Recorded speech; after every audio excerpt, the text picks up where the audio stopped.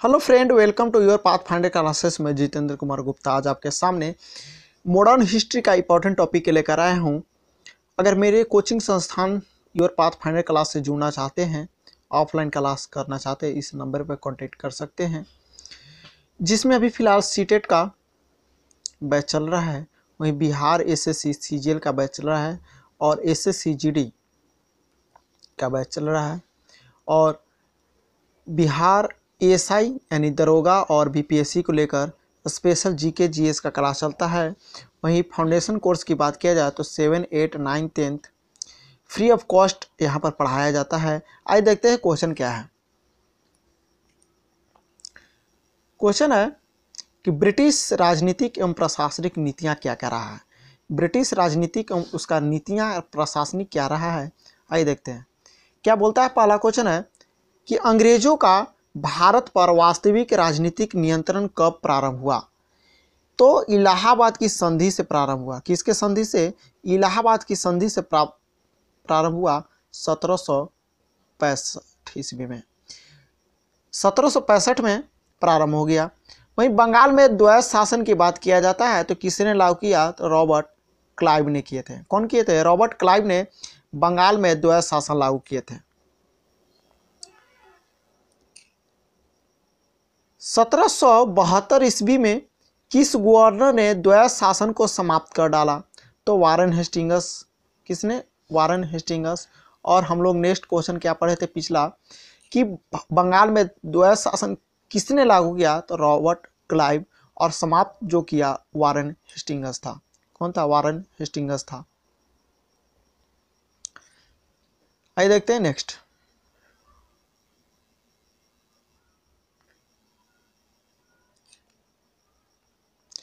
भारत में न्यायिक सेवा का जन्मदाता किसे माना जाता है? यानी न्यायिक सेवा का जन्मदाता वारेन हेस्टिंग्स को ही माना जाता है। किसको? वारेन हेस्टिंग्स को। वहीं वारेन हेस्टिंग्स के शासनकाल को देखा जाए तो रेगुलेटिंग एक्ट 1773 के अंतर्गत 1774 ईस्वी में कलकत्ता में सुप्रीम कोर्ट की स्थापना कर डाला और इन्होंने प्रथम मुख्य न्यायाधीश सर एलिजा हिम्पे के थे। जो सुप्रीम कोर्ट बनाया गया उसका प्रथम न्यायाधीश कौन थे? Sir Elijah हिम्पे। भारत में पुलिस सेवा, सिविल सेवा का जन्मदाता लॉर्ड कॉर्नवालिस को माना जाता है। पुलिस और सिविल सेवा का जन्मदाता। 1863 ईस्वी में प्रथम भारतीय आईसीएस अधिकारी बनने का गौरव किसे प्राप्त हुआ? तो सत्येंद्र नाथ टैगोर। सत्येंद्र नाथ टैगोर जी को भारत का प्रथम आईसीएस बनने का अधिकारी गौरव प्राप्त हुआ। वही ब्रिटिश भारत में लोक सेवा संबंधी आयोग देखने को मिलता है। आयोग का नाम है एचिसन आयोग। एचिसन आयोग 1886 ईस्वी में बना था और गवर्नर कौन थे? Lord Dufferin. कौन थे? डफरिन। वहीं इस्लिंगटन आयोग 1912 में बना था और हार्डिंग द्वितीय था उस समय। ली आयोग 1923 में बना था लॉर्ड रीडिंग के काल में। आइए देखते हैं क्वेश्चन क्या है। भारत शासन अधिनियम 1935 के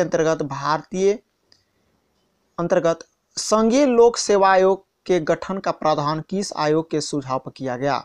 तो ली आयोग। ली आयोग का बना था 1923 में लॉर्ड रीडिंग के काल में।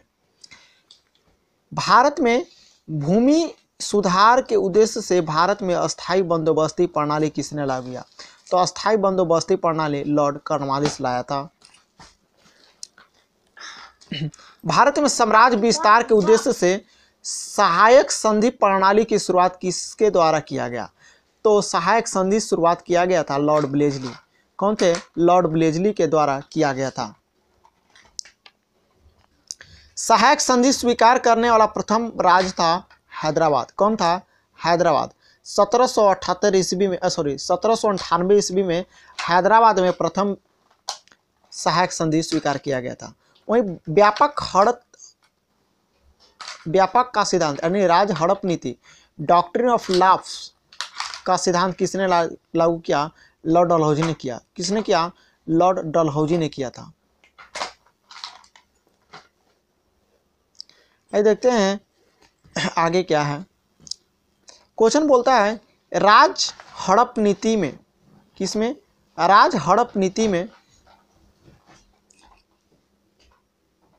कहा गया कि ऐसे राज्य जिनका निर्माण अंग्रेजों के सहयोग से हुआ उन्हें राज्य के उत्तराधिकारी के लिए गोद लेने का अधिकार प्राप्त नहीं होगा। यानी कहने का मतलब है, राज हड़प नीति में कहा गया कि ऐसे राज्य जिनका निर्माण अंग्रेजों के सहयोग से हुआ उन्हें राज्य के अधिकार के लिए गोद लेने का अधिकार नहीं है। किस रिपोर्ट के आधार पर डलहौजी ने अवध का अधिग्रहण किया? अवध का अधिग्रहण किया आउट्रम की रिपोर्ट पर। किसके? आउट्रम की रिपोर्ट पर किया गया। वही व्यापक सिद्धांत की बात करता है, इसके अंतर्गत पहला राजा आता है सतारा। कौन आता है? सतारा। 1848 ईस्वी में अधिग्रहण किया गया। वहीं जैतपुर को बात किया जाए तो 1849 में किया गया। वहीं संबलपुर की बात किया जाए तो 1849 में किया गया। बघाट की बात किया जाए तो 1850 में किया गया। उदयपुर की 1852 में, झांसी को 1853 में, नागपुर को 1854 में और अवध को 1856 ईस्वी में। अब आते हैं चतुराईपूर्ण निष्क्रियता नीति किसने संबंधित है? तो चतुराईपूर्ण निष्क्रियता की नीति जॉन लॉरेंस से संबंधित है। किससे? John Lawrence. किस गवर्नर जनरल के कार्यकाल में भारत पर ईस्ट इंडिया कंपनी का शासन समाप्त हो गया? तो लॉर्ड कैनिंग। किसने? Lord Canning. वर्ष 1861 में भारतीय दंड संहिता इंडियन पिनल कोड आईपीसी किसके कार्यकाल में निर्मित किया गया? तो लॉर्ड कैनिंग के काल में। किसके काल में? लॉर्ड कैनिंग के काल में।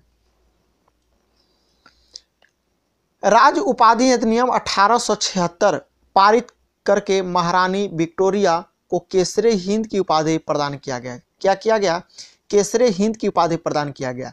वहीं लॉर्ड लिटन के कार्यकाल में अकाल आयोग का गठन किया गया। क्या किया गया? अकाल आयोग का गठन किया गया, जिसे स्ट्रेची आयोग यानी 1880 में भारत का प्रथम अकाल आयोग था।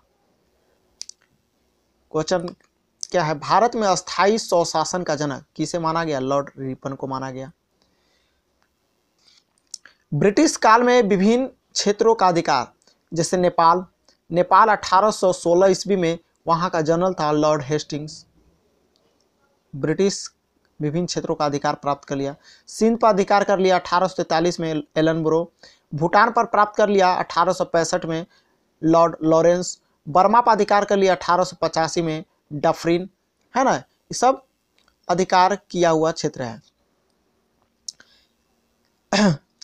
1849 ईस्वी में ब्रिटिश शासन में पंजाब का विलय हुआ। वहीं डलहौजी ने 1848 से 56 ईस्वी तक भारत का गवर्नर जनरल रहा था। इस वीडियो को, चैनल को लाइक शेयर सब्सक्राइब करें। Thank you for watching.